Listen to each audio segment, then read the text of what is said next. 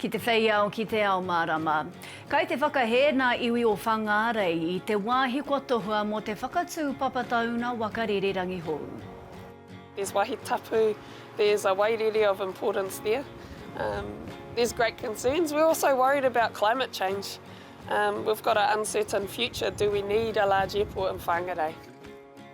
Me tū rānei, te ringa o nā hōia no Aotearoa, kai te whakatā I te mahi hei kaitūao mo te pakanga I Ukraine.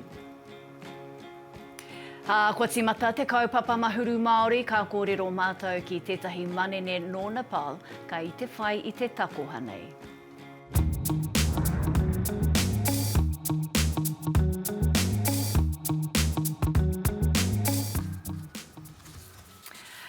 Kei nā kākātara hai o te motu whānui, rarau mai ki Te Ao Mārama.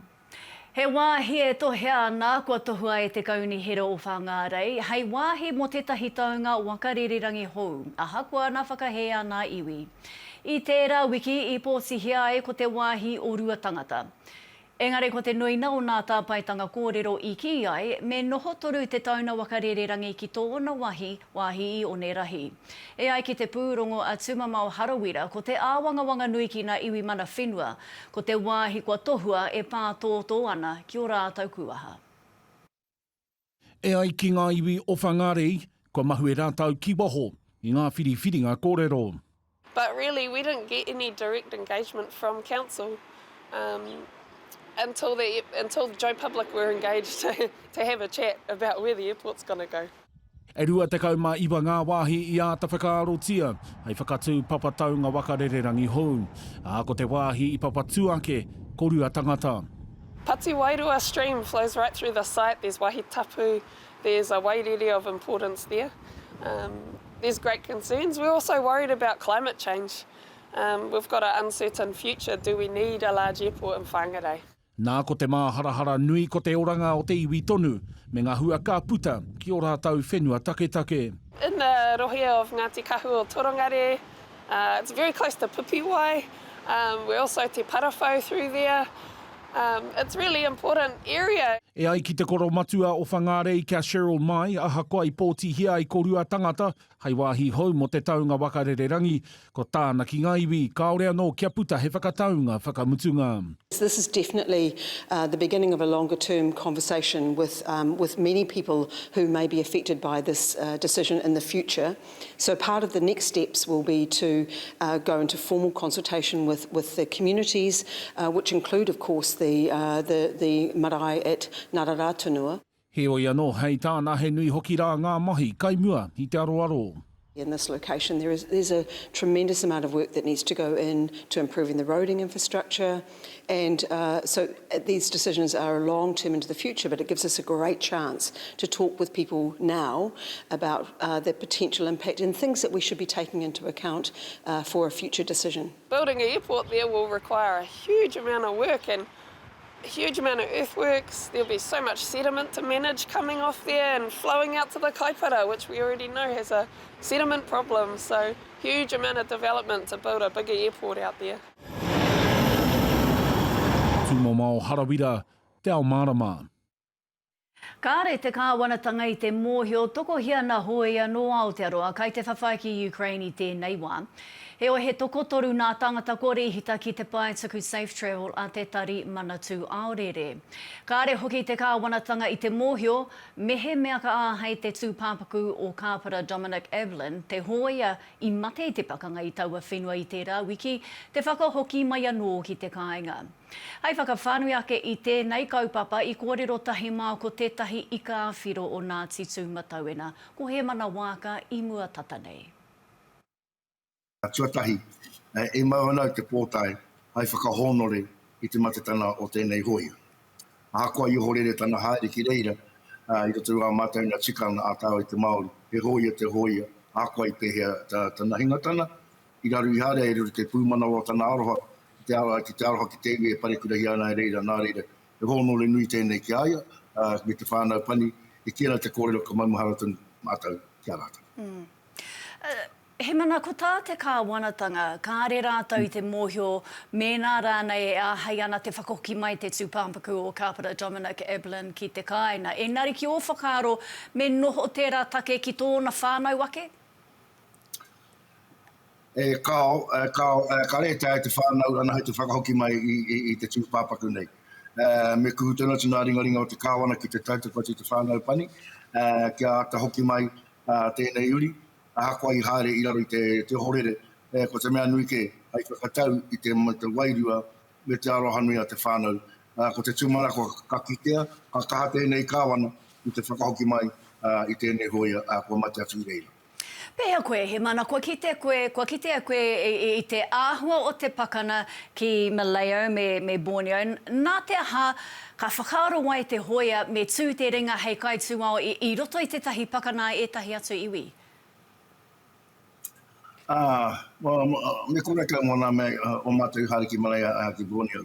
Tūtahi, ko mātou tunu I hia ki te haere, kare mātou tohu hia ki a haere, ko mātou tunu I whakaaro nui I raro I te mana o te kini, o tō tātou mautere me te atua.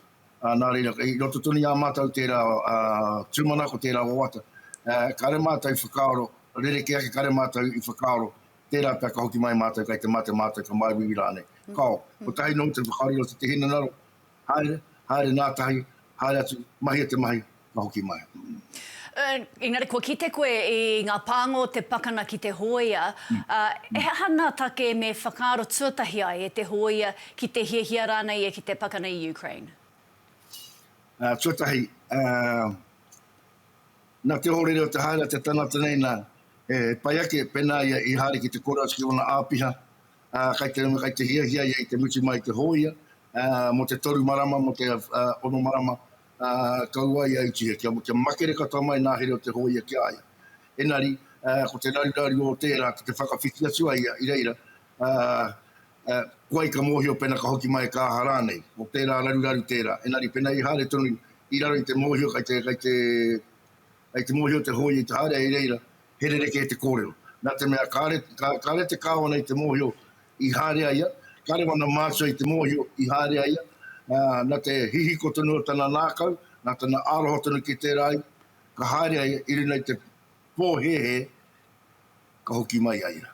Engari, ka rei tutu ki pēra, peata nā reira, ka nui te aroha ki te hōia nei, hōia kotahi, ka pākata mai ki nā hōia katoa kai kunei ka Aotearoa, me nā mea pēnei a mātou nei. Ano pū mautunu mātou ki o tō mātou oati, tiaki hia tētahi, manaki hia tētahi. Tēnā koe, he mana I wauna whakamārama me tēnei kaupapa taumaha nei. Tēnā koe. Kia ora. Kua mana te pānuitanga tuatoru o te pire oranga tamariki, ahakoa te whakahē ana apiti hana me te nuina o nā kaitono. Ko tā te kāwanatanga, ko te whaina o tēnei pire, kia whai reo kaha I nā take tamariki, take rangatahi hoki, ma tētahi ko mihana hou. Hei whera I tēnei take, ko hono mai te kai arahi takiru o te pāti Māori a Rāweri Waititi, nai nei. Tēnā koe Rāweri. Kia ora, piata kotira, kia ora tātou. Nā, te maha hoki, ne o nā kai whakahē ki te pire oranga tamariki mai nā kaitono ki nā pāti tōranga pūpena I a koutou o te pāti Māori. Ko tā reipa, nā te kore mārama o te nuina ki te pire. Kai te mārama rānei koe Rāweri ki te āhua o te pire? Ko tahino te me tātou e putu te ngā mai tamariki. Ko Māori tonu ono te mai heneti o ngā tamariki kai roto o oranga tamariki he Māori. No reira, koena hoki ngā mea ki te nei mātou.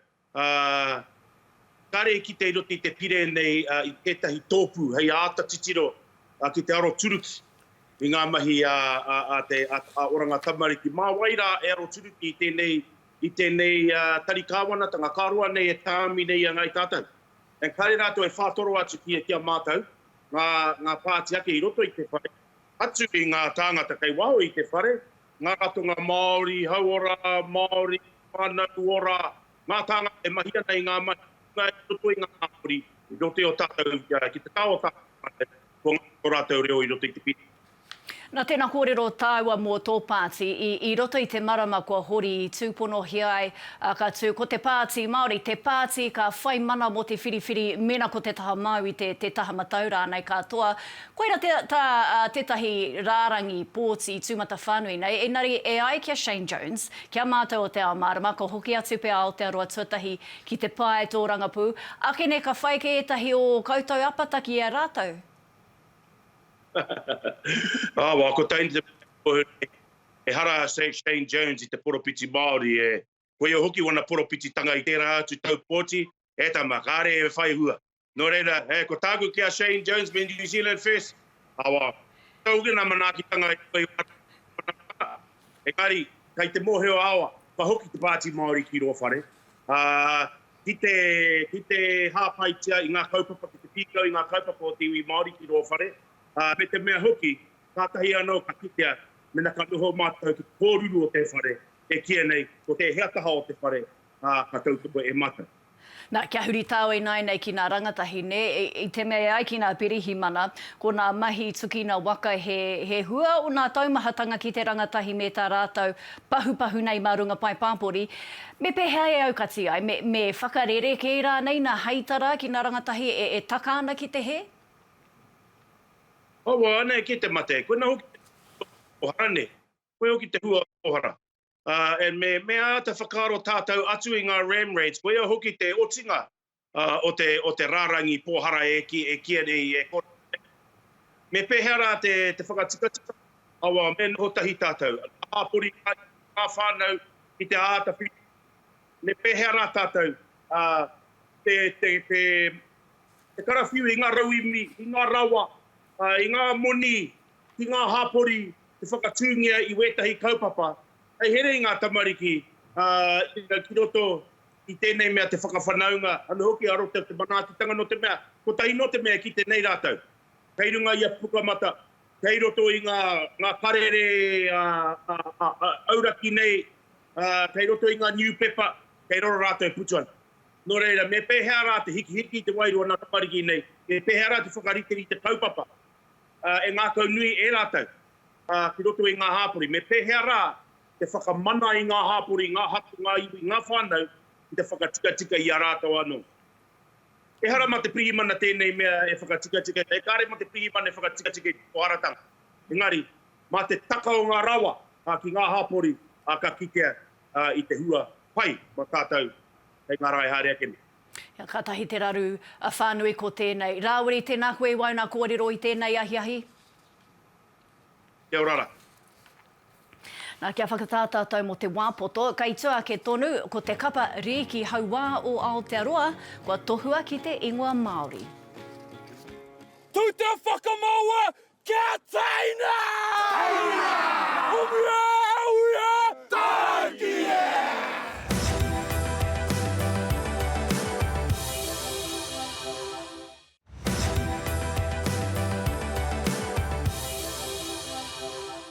Hoki mai anō.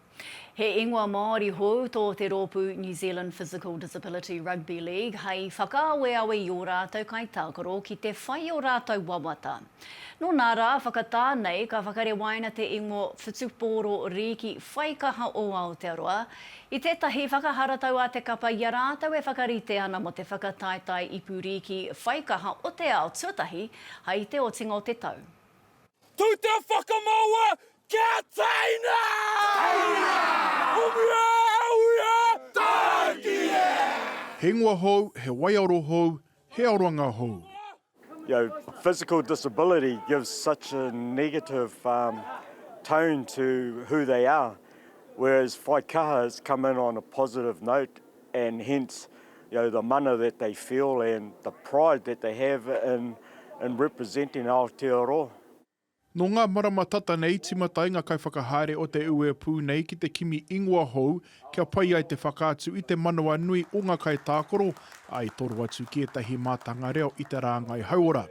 Nā wai i tā kohaina mai te ingoa whaikaha, do te mutunga wiki nei ka whakamohio hi atu ngā kai tākaro. The new naming was a big surprise, and a surprise that really hit home and brought a lot of pride and mana to this organisation that we belong to now, especially having Māori roots and representing our whānau and all that with haka and on and off the field. Comes with a lot of mana and kaha, I feel. It's taken away the disability side of the name and kind of made it more stronger and kind of made us feel like we're normal. That's what it means to me. It was like all our tūpuna and their tūpuna come in and lifted up their shoulders, and you could see the mana exuded from their beings.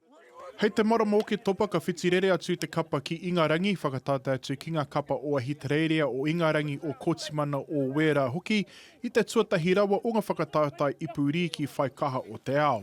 Hei tā Greaves, nā te ingoa Māori kua kahake te pīkoko a te tira ki te ipu. We were trailblazing, was setting the tone for the next lot, and to have the te reo version of physical disability on our hearts is just amazing, and the pride that they have is just immense. Hi kakana ngā kaitākoro i te ara whakatūtuki i te moemoe a nui mā te whai kaha i te ao hākina kina, mai anō i pō he heti ai ka kore rawa e whakatīnana hia. Definitely empowering, and with Coach Ray's kōrero was focused on the ability rather than the disability, so I feel like that's been kind of extinguished from our previous name, and although I was proud to represent that, it's brought a whole new mana and power to my game on and off the field and my belonging. I had a little bit of a game of rugby league when I was younger, but it kind of wasn't my thing at that time. Coming into it now and playing with a bunch of fellas with disabilities, I feel like I have more of an opportunity to be myself. Koe nei te whakatīnanatanga o te kōrero, kaua mā te waiwai tūtuki, engari mā te upoko pakaru rānei. James Perry, Te Ao Mārama.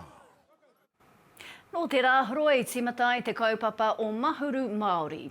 Ko te tautuawaru tēnei o te kaupapa, me te toko mahau nā kaitōranga pū, kanohi rongonui me nā tauira o te reo, ka kōrero Māori ana he hai te roa nāke o te marama kotahi nei. Ko tētahi whai ai te kaupapa nei, ko Rituraj Sapkota, no Chapa, Nepal. He manene no Nepal i tai mai ki Aotearoa e whitu tau ki muri. Ko tōna whaina kia tū hei kai whakahaere paki pūmeka. No reira nāna i tono ki te tūranga i whakaata Māori hei kai kāmera i te whare pare mata. I reira ka timata e tāna ako i te reo Māori. I kōrero a Rituraj ka mātou mō ana ākuna reo Māori i kō ake nei. Kia ora peata o tira kia ora te ao whānui. Peata i taku kuhunga mai ki Aotearoa i tina ohore reo kia ki te kaore tina kōrero tia te rio o te motu. Kei taku anō whenua kei Nepal, e hia ngā rio e rūmaki ana.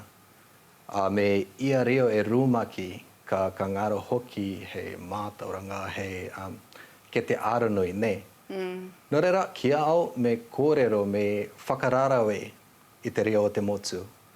Ko taku wāwata hoki kia whakawhanaunga atu te tauiwi ki te tangata whenua. Ko taku wāwata hoki kia whakawhanaunga atu te tauiwi ki te tangata whenua. Ka āhei tērā, mena ka piki ake tō mātou māramatanga ki te tiriti, ki ngā kaupapa Māori, kaore kore ki te reo Māori hoki. Rituraj, hea te hua ki a koe anō, te eke ki te taumata reo, kua eke a e koe i tēnei wā? Ngā hoa, ko te whanaungatanga, ko te kotahitanga hoki. Ina ka haere atu ki ngā rohe, ina ka kōrero atu i te reo Māori, ka tino tūmeke te hunga. Engari, ke rera hoki tō rātou whakamiha, ne? Rereke tēnei i te kōrero au i ro reo Pākehā.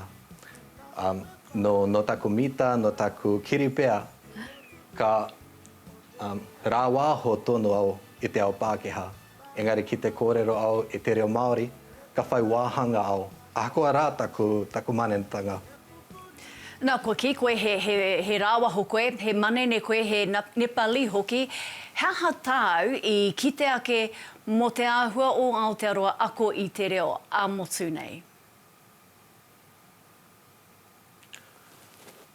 Ako kitenga, ko tuatahi te wāteatanga me piki ake ngā akomanga ke ngā wānanga. Hoi anō me piki ake ngā akomanga ōpaki i ngā hapori, i ngā wāhi mahi, i ngā atuwahi hoki. Tuarua ko te anipa, ahakoa tētahi e mōhio ana i te reo Māori, ka wehi anō ia ki te kōrero. No te kore whakapono pea, no etahi atu take pea. Engari me kōrero, ahakoa ngā heiti me te whakarānu o te reo Pākehā pea. Me kōrero, tuatoru ko te pōhehe mō ngai Māori anake te ako o te reo Māori. Engari mō tēnā, ko mātou, ko te tauiwi he wāhanga o Aotearoa.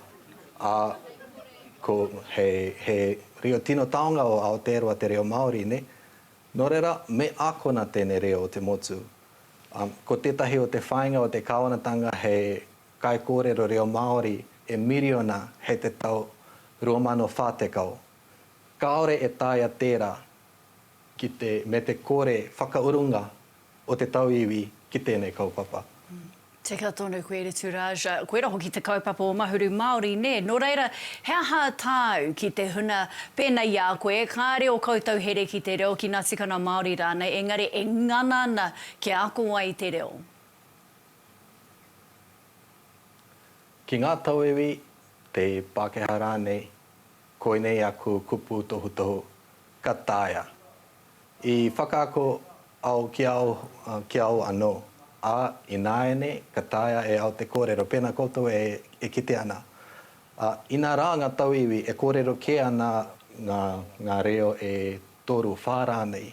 Kaore kore ka tāia. He aha e ākona ai te reo Māori, kia whai māramatanga ki te tiriti, kia whai ai tātou, te tauiwi, ki te motu a tāhua nei ki Aotearoa. Kia ora. Ātāhua hoki Returaj Sap ko tāna mihi o te wā ia tātou e whakatata atu nei kia Mahuru Māori. Kia ora. Kia ora peata. Nā he whakatā poto anō te haere ake nei I mua I te tirohana atu ki ngā matapai huarereki tōro he āpōpō.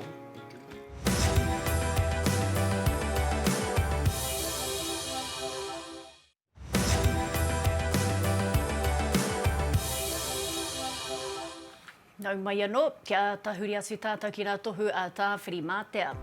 Whai te matapa ki kaitūao I tuatu I te ua ka kōpata pea hei te ahiahi. He rangi pai huarere ki tāmaki makaurau nei, ngari anō ki rotorua makaririra wātu, mā te ua ki te tahawhiti paki ki te uru. He hau kōrero, ara he hau nōta, ka papuhi ki te taone matua, kāne he kōrero I tuatu I te tāhua ki whakatū, ki o tautahi me tāhuna, e ngari ki wai hōpai he rangi kōmaruke. Akati, koina nā karere, kai taku kete, tēnā toro atu ki te whārangi ipurangi, te taupanga rānei a Te Ao Māori News, mō te roa nātu a mātou kōrero.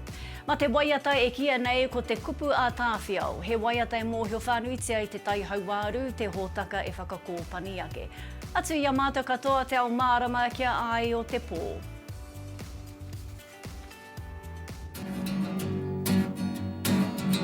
Kia mau ki tō